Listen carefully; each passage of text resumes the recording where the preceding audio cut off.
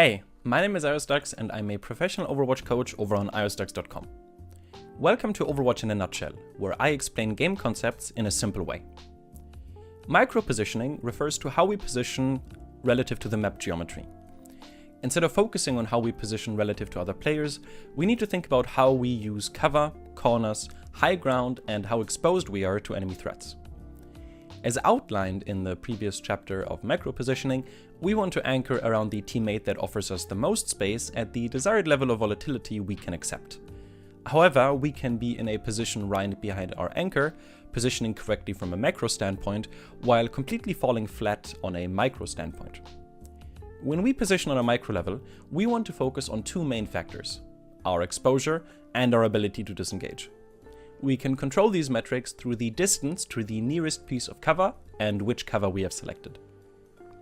Let's say we're defending the first point of King's Row. The enemy team has to push through the main choke, past the statue, and onto the point.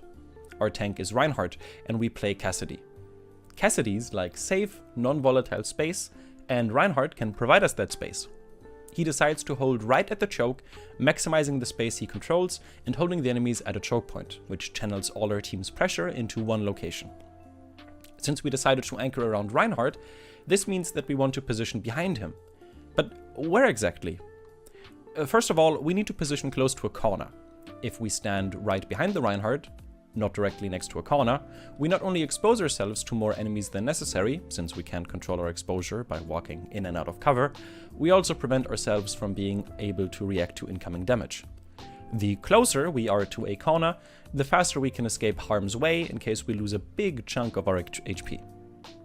Only standing a few steps away from cover and giving the enemies enough time to land that follow-up shot that kills us.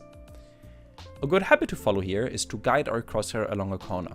Basically, whenever you're shooting someone, look at how far away your crosshair is to the closest piece of cover. Ideally, we want our crosshair to be right next to the cover, meaning that any step towards the cover would remove the enemy from our line of sight, meaning we have reached the safest position that still allows us to pressure our target. If your crosshair is not touching a corner, you're in a position that is unnecessarily risky. This also affects exposure. We want to make sure that we expose ourselves only to the enemy we are actively shooting, and that we avoid unnecessarily exposing ourselves to anyone else.